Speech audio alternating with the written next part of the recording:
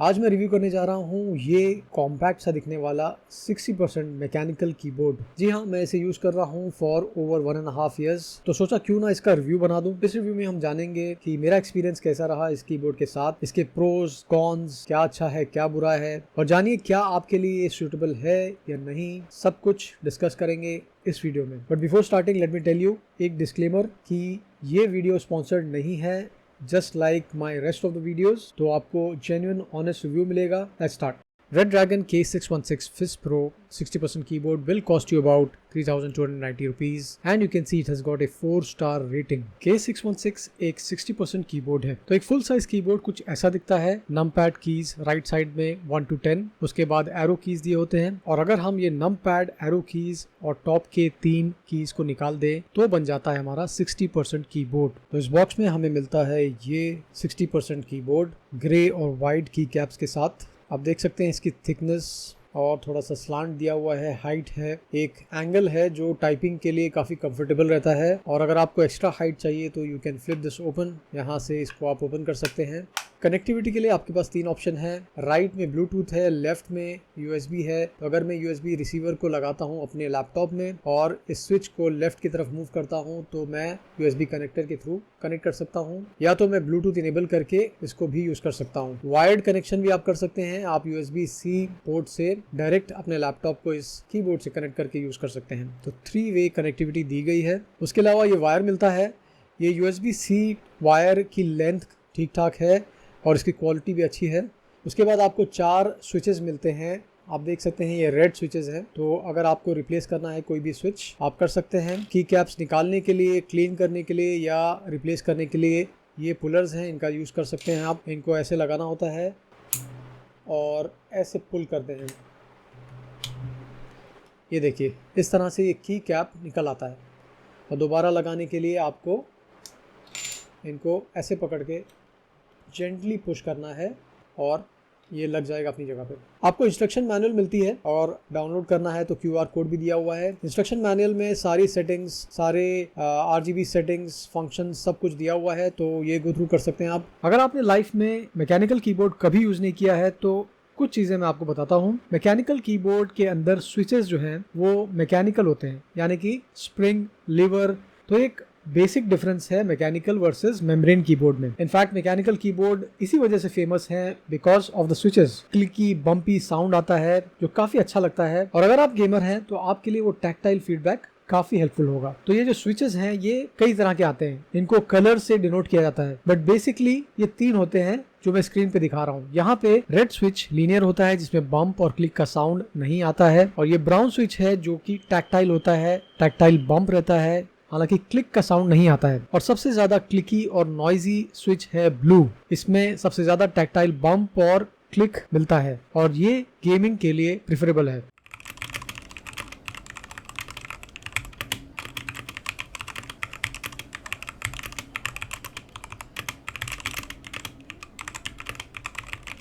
Typing experience काफ़ी अच्छा है। अगर आपको एक बार शॉर्टकट्स समझ में आ गए तो आप यूज टू हो सकते हैं आराम से। उसके अलावा ये कॉम्पैक्ट है, आपके डेस्क पे ज़्यादा स्पेस नहीं लेता है, और ये पोर्टेबल है, आप कैरी कर सकते हैं, कहीं पे भी ट्रैवल कर सकते हैं आराम से। ऑल्दो ये एक प्योरली प्लास्टिक कीबोर्ड है, बट इसकी क्वालिटी सॉलिड है, स्ट्रॉन्ग है। अगर हम कनेक्टिविटी की बात करें तो आप विंडोज़ और मैक दोनों पे कनेक्ट कर सकते हैं, मगर कनेक्शन या सेटिंग इतना ईजी नहीं है। काफ़ी लोगों की कंप्लेंट्स आपको रेडिट पे या गूगल पे मिलेगी, जहाँ पे वो या तो डोंगल से या तो ब्लूटूथ से कनेक्शन नहीं कर पा रहे हैं। तो मैंने ट्राई किया कनेक्शन अपने मैकबुक पे और विंडोज़ लैपटॉप पे कनेक्शन हो जाता है। इतना सीमलेस नहीं है, हैजल फ्री नहीं है, कभी कभी आपको गूगल करना पड़ सकता है। मैं सजेस्ट करता हूँ कि आप इंस्ट्रक्शन मैनुअल को अच्छे से पढ़ें, क्योंकि उसमें काफ़ी डिटेल में दिया गया है सेटअप। तो अगर आपने कोई भी पॉइंट मिस किया तो कनेक्शन नहीं हो पाएगा। एक और बात, इसमें 3 अलग अलग बटन्स दिए गए हैं ब्लूटूथ के लिए, ब्लूटूथ 1, 2 एंड 3। तो अगर आप फंक्शन 1 की FN1 और ब्लूटूथ 1 या ब्लूटूथ 2 या ब्लूटूथ 3 को प्रेस करके रखेंगे तो आप अलग अलग डिवाइसेस को कनेक्ट कर सकते हैं। हालांकि ये मैंने ट्राई किया और ये वर्क नहीं कर रहा था। तो अगर आप में से किसी ने इस कीबोर्ड को यूज किया है और ये सेटिंग्स ट्राई किया है, मल्टी डिवाइस कनेक्टिविटी, तो डू लेट मी नो। हालांकि मैंने अपना बहुत बहुत टाइम वेस्ट किया है। इनिशियली ये मैकबुक पे कनेक्ट नहीं हो रहा था, मैंने कस्टमर केयर को रीच आउट किया, वहाँ से भी मुझे कुछ खास सपोर्ट नहीं मिला, तो मैंने अपना मैकबुक यूज़ करना बंद कर दिया था। But now that I figured out कि आप कनेक्शन कैसे कर सकते हैं, तो इट्स ऑल मेकिंग सेंस। तो ये एक RGB कीबोर्ड है जिसमें बैक लाइट ग्लो होती है। 20 बैकलाइट के इफेक्ट्स दिए गए हैं जिसको आप चेंज कर सकते हैं फंक्शन की को प्रेस करके। फंक्शन की एंड 8 नंबर 8 ये की को प्रेस करके आप चेंज कर सकते हैं। बहुत सारे इफेक्ट्स दिए हुए हैं, स्पीड चेंज कर सकते हैं, कलर चेंज कर सकते हैं, पैटर्न चेंज कर सकते हैं, ग्लो होने का, कुछ सारी चीज़ें आप सब कर सकते हैं। चलिए गेमिंग मोड की कुछ सेटिंग्स देख लेते हैं। अगर मैं ये चाहता हूँ कि सिर्फ कुछ कीज़ ग्लो करें जो कि गेमिंग में यूज़ होती हैं, तो मैं उसको इनेबल कर सकता हूँ ऐसे। जैसे मैंने A को इनेबल किया, S को, D को, W को, Z, X। तो ये गेमर्स के लिए ये लेफ्ट साइड की कीज़ काफ़ी यूज़ में आती हैं, तो मैं इसको इनेबल कर सकता हूँ और ये ग्लो करेंगे। Okay, time for the wrap up. आखिर ये कीबोर्ड हमें क्यों लेना चाहिए?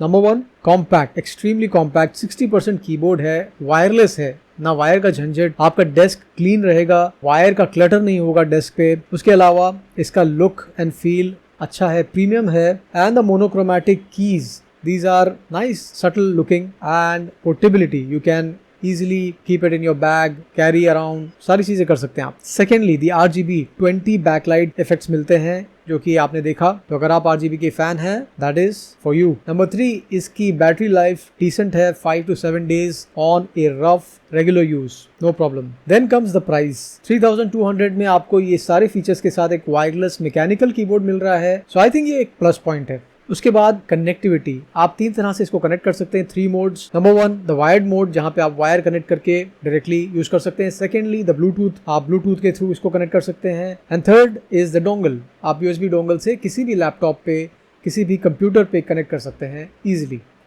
अब बात करते हैं कुछ नेगेटिव्स की। तो number 1, connectivity. Again connectivity is smooth, I would say connectivity में कोई इशू नहीं आता है, but the setting itself, it takes a lot of time.